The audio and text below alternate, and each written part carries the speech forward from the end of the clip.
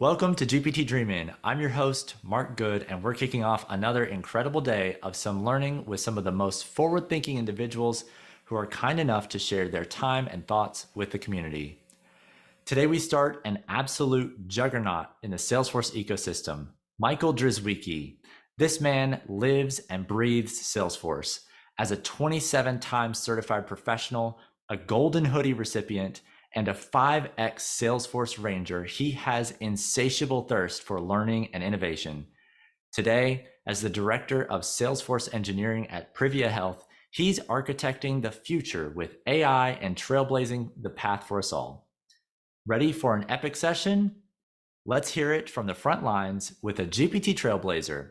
Welcome to the stage, Michael Drzewiecki. Great to meet everyone. Thank you for that kind introduction. Okay, as Mark said, yeah, I'm 27 times Salesforce certified. Have 12 and working on a lot more super badges. Also big into DevOps. So have all the Capado certification. Was recently named a Capado champion.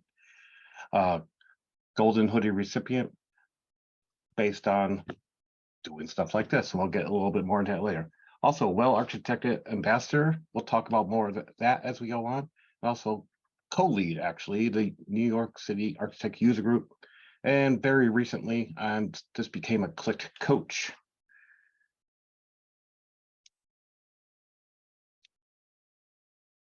So you've heard, by this point, you've heard all sorts of wonderful presentations on where Salesforce is going with AI, what App Exchange partners can get you into AI, what other learnings you can do about AI, but I want to bring it back a little bit. And what can you do starting right now, right?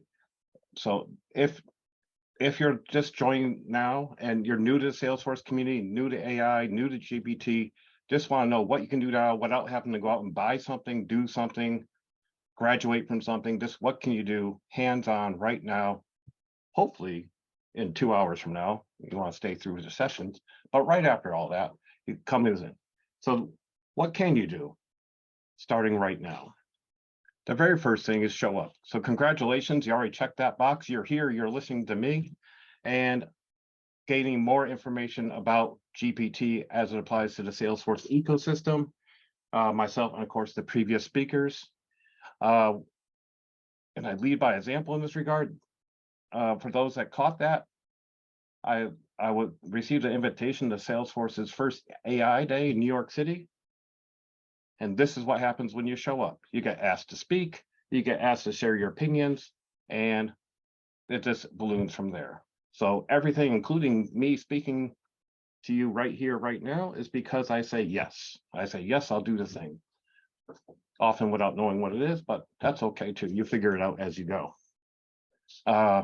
More examples of showing up is you can see the QR code for my sessions at Dreamforce, including one as I will be presenting on as part as well architected on data security as it comes to these advanced AI solutions. So along the lines of what you've already done, congratulations, you're already a prompt engineer. I can't see your faces right now, or ask you to raise your hands. Who here has Googled or used this funny looking device on the screen, the Amazon Echo, and talked to Alexa?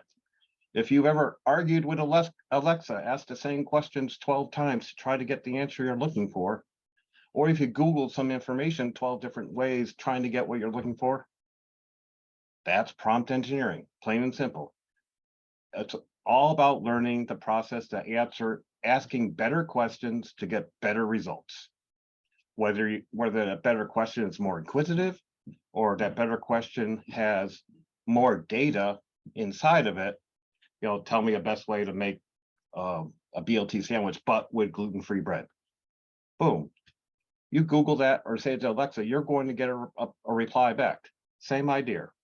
GPT just takes it to the next level. Now, as you saw in my introduction, and for those that even know me a little bit, I'm all about continuous learning, aggressively continuously learning. So I threw a couple links on here. So the first one takes you to Trailhead. I was going to create a trail mix for you, but it is getting out of hand. There is so much AI and GPT content on Trailhead. I decided to pivot and just give you a smart URL that just searches for everything AI on Trailhead. So you can jump in. There's a ton of learning available.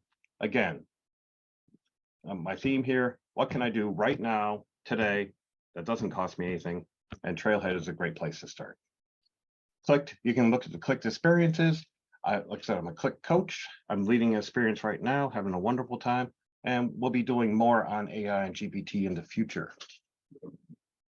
But the big part, and for those that saw me at AI Day, saw me really advocate this, is being prepared. AI is not your friend, or GPT is not your friend unless you have quality data backing it up. And there's a few different ways that you can define quality data. What data is missing? Do you have your key data points? If your data is not complete in the sense of it doesn't truly represent your customer base, truly represent all the cases and incidents that you deal with, you're going to have some real bias or hallucinations in your AI results. You're just not going to get good results. Basically, AI and GPT, it's still garbage in, garbage out, right? We can just do it faster and more efficiently with AI and GPT than we ever could before. So getting your data right and getting your data complete. And if you're using your core Salesforce capabilities, these are all the things you can do right now without adding additional cost to what you have today. You have Salesforce knowledge. Are you really using it? Do you have good knowledge articles about your business needs? Those are all things you can start on today. Case details. Are people working your cases, actually putting in notes, actually linking out to the knowledge articles to actually solve those things? Those are all very great things that you can use to train AI and GPT. But if it's not there, it doesn't know. And the last one, you've heard me talk about this before. Are your business processes documented? You need the data to be able to move forward. At the metadata level, the data level, and outside of Salesforce, your business processes. All that is super crucial. You heard earlier in the week how the BA is going to be the new superstar. Absolutely true. A BA specializes in asking questions. All GPT is asking super informed quality questions so you can get quality results. And the two key elements of that is smart people and good data, plain and simple. So these are the sort of things you can start working on so you're ready for this as it comes along. Now, you can experiment. That's available today.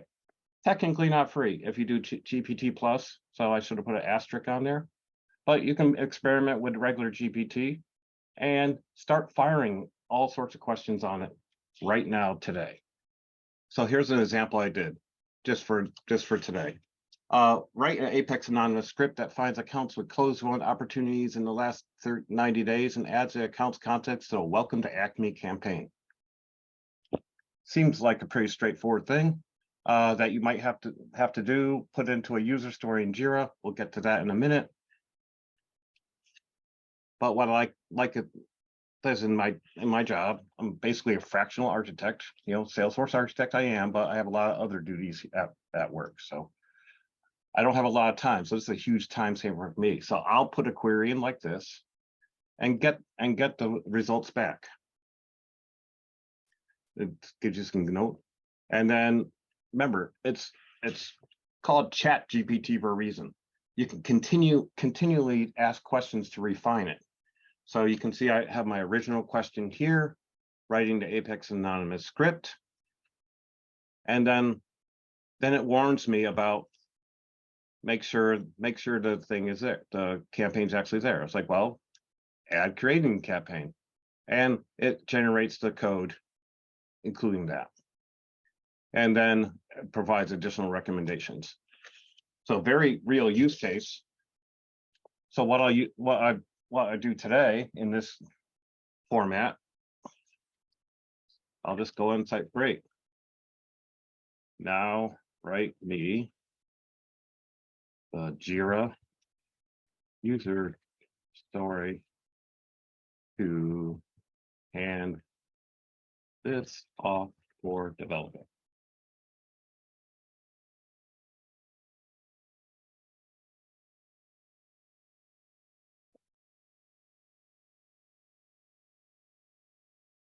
So I ask one simple question, and it gives a template that I can copy paste in the Jira, including the as a I want so that, to be a very typical user story format, including the acceptance criteria.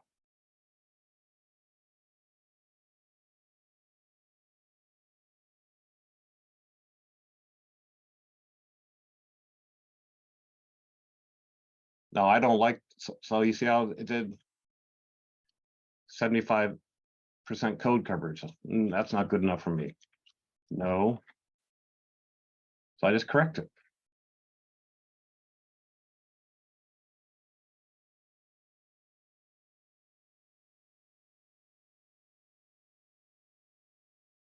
So I'll take that update.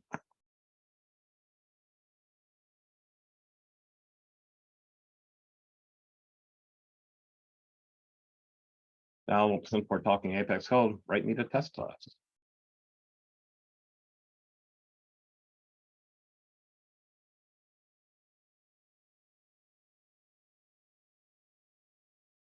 So you can see it remembered the fact I aimed for 90% coverage, so it's including that.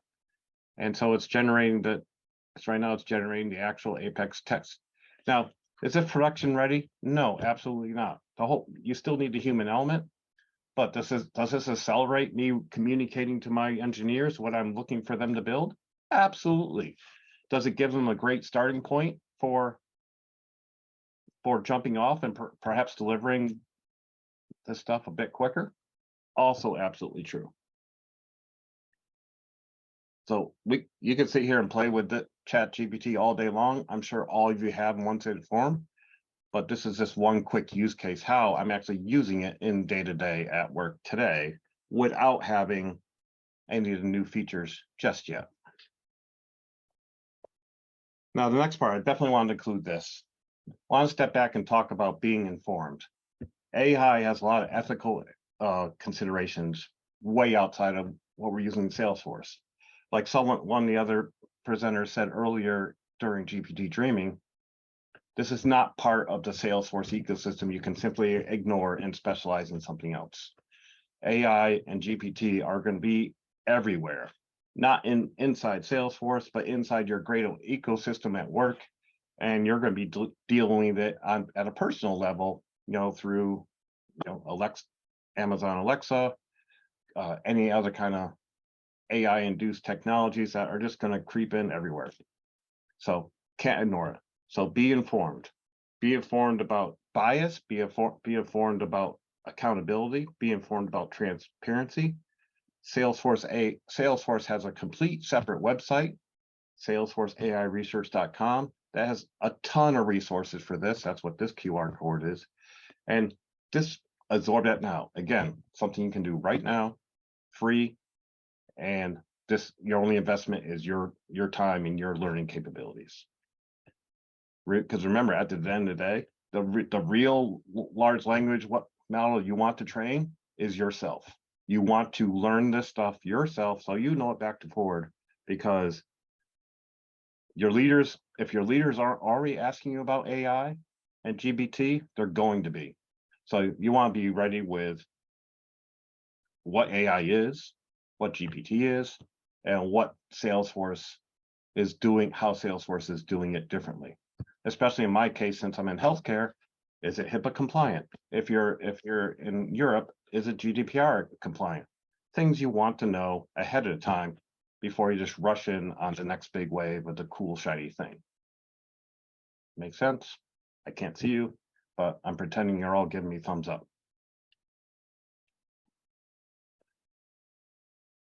And I mentioned just be aware of your 360's AI capabilities. So at work, we use Jira, we use Capado, we use Elements Cloud.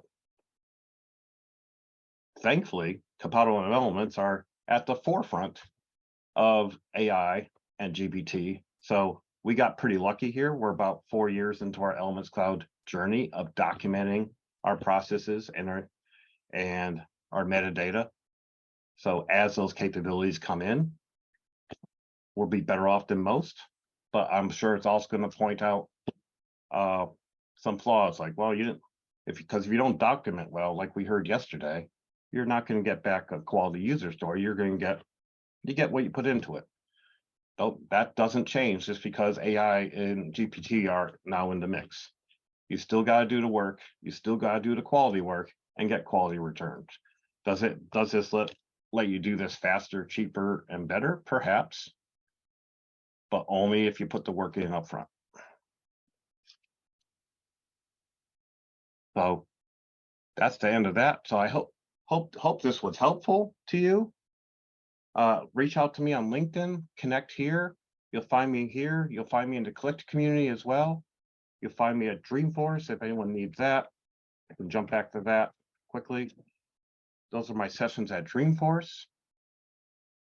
And I look forward to answering any Q&A that will come, I understand, comes up after this session is complete.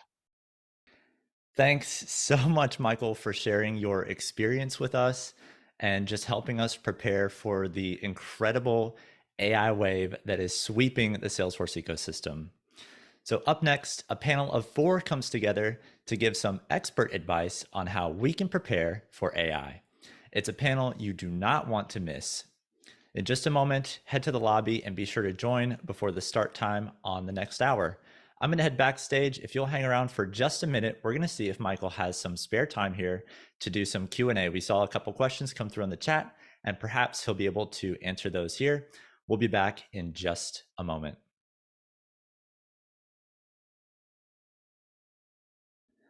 Michael's back with us. Hi, Michael.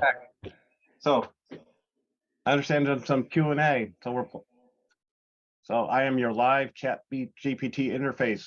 Give me good prompt and I'll try for a good answer. Awesome. All right. So it looks like we have our first question from Rachel. There's a couple different pieces to it. So just hang tight with me as I work through each of them. How do you deal with the chat that ChatGPT only has info up to 2021? So it doesn't have more recent Salesforce development and Salesforce changes that are pretty significant. For example, the information on Slack and Salesforce is pretty archaic and useless so far. Oh, completely agree. So the point of my presentation today is what you can do to get prepared. Using GPT as it sits today in a day-to-day situation, you're going to have those gaps. That's where being that professional and understanding your platform is still going to be key. And you're still going to have to reach out to other resources. And then look forward to Salesforce closing those gaps as they bring more and more products online. Yeah, it makes perfect sense. And sometimes we like to think that ChatGPT and those sort of language model tools are totally replacing everything we knew before. And I think that's the wrong way to look at it, right? It's really an additional tool that we put in our tool belt. And we as professionals have to know when to use that tool based on its limitations. And right now, that 2021 data cutoff is a significant limitation. So I think it's challenging. We have another question here from Jennifer. How might we use ChatGPT to help if our team does test-driven development? Well, a great way to do that is start the conversation with GPT, plug in your requirements, and simply ask. And you'll get a reply back. And you can just continue to have that conversation. And it'll just refine. I work a lot on my own because I'm the only architect on the team. So I'll use GPT conversationally, right, like that, and just kind of let it prompt my own things and build that out. Again, not going to replace. You can't use it in lieu of knowing your stuff, but it's going to help you ask the right questions and groom. Yeah, I totally agree. I think that, AI's ability to augment the human needs is really the value. At this stage, we're not looking to replace humans, right?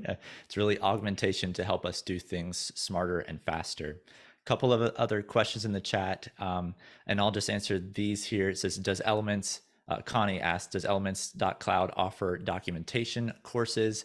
We're going to head to Ian Gotts for that, not during this session, but we'll tag him and get you an answer on that, Connie. We'll Yep. also publish that for everybody.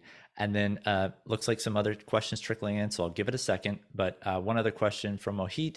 Could you please let me know how I can access the previous recordings of these sessions? And I can answer that as well.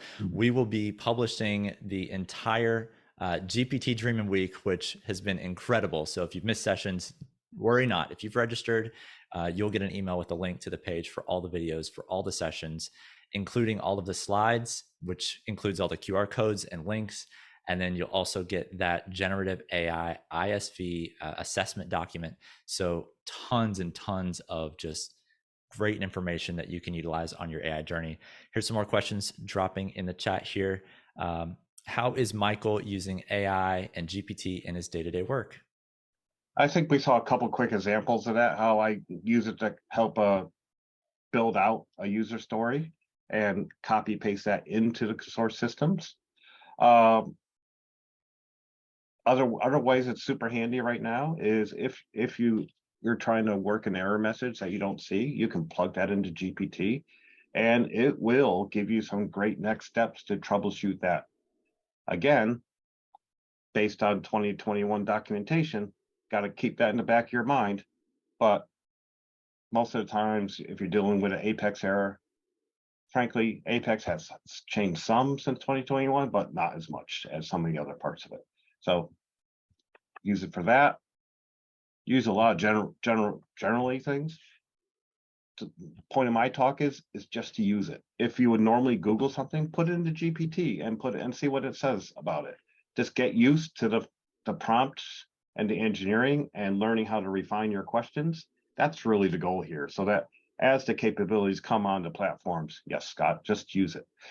As this capability gets deeper and deeper in platforms, you can understand what that prompt is actually doing behind the scenes because you can visualize it for yourself. Yeah, yeah, you're so right. It's really just getting in there day to day, practicing using, and really trying to gain an understanding of how the language model works, how the specific tool that you're going to be using works. Well said. Another question here from Scott. So, can you discuss? And this question is great because it comes from the mindset of things are changing so quickly in the AI space. And so it's really hard to gather the information that you need to know. Can you discuss Salesforce Code Gen and confirm that the AI language model is built in-house? And by the way, thank you for sharing, he says. Yeah. So if you go to the link I shared on at the end on AI research, click on the AI playground.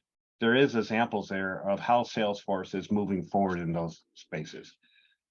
I don't have the exact answer for you on whether they're using, because they are pivoting, right? The first round of Salesforce offerings are going to be based on the open API model. Then they're pivoting to their own private model so they can be more secure, more trusted, more transparent, and more Salesforce specific, right? So the CodeGen one, obviously, that's a great example, especially the one that they're promising that's going to create a flow from scratch. Obviously, that's going to looking forward to that, but that's where you're going to see it first. And Dreamforce, I should have brought up that slide while I was talking Dreamforce. Either attending Dreamforce or if you go click on that, so much of that is going to be available on Salesforce Plus. So you don't even have to be in San Francisco to learn the latest and greatest. Yeah, excellent. Yeah, and I'll just kind of expand a little bit more too. CodeGen is going to be using in the future, if not today already, they're working on it, Salesforce's own language models. And it's better for the Salesforce ecosystem eventually that we all have Salesforce specific knowledge bases and models to work with. A couple things for the chat for everybody. If you could switch over and just use the Q&A portion instead of the main chat. This way, I'm just going to switch over to the Q&A side and try to grab those questions as we go. Question from an anonymous attendee. What was the course on AI in Jira? I thought their AI offering is still in beta or waitlisted. Well, much like the Salesforce ecosystem, Jira has its own ecosystem of third-party providers. And a lot of third-party providers have jumped up in the Jira marketplace to close the AI gap until Jira themselves uh, publish it. So the one I brought up was simply the first one that has a trial that allows you to start playing with GPT inside Jira. Awesome. All right. Thank you so much. Yeah. And feel free to keep asking questions. We have a couple more here, three more to go through. Currently, are there any ways or tools to measure the productivity gains with the help of AI in Salesforce projects? Boy, I wish there was. uh, Nothing I'm aware of yet, but that's a big part of my responsibility at work is end-to-end delivery. So I'm not looking at AI specifically or GPT for that. Everything that's in the way from delivering faster, more robust solutions, more error-free solutions.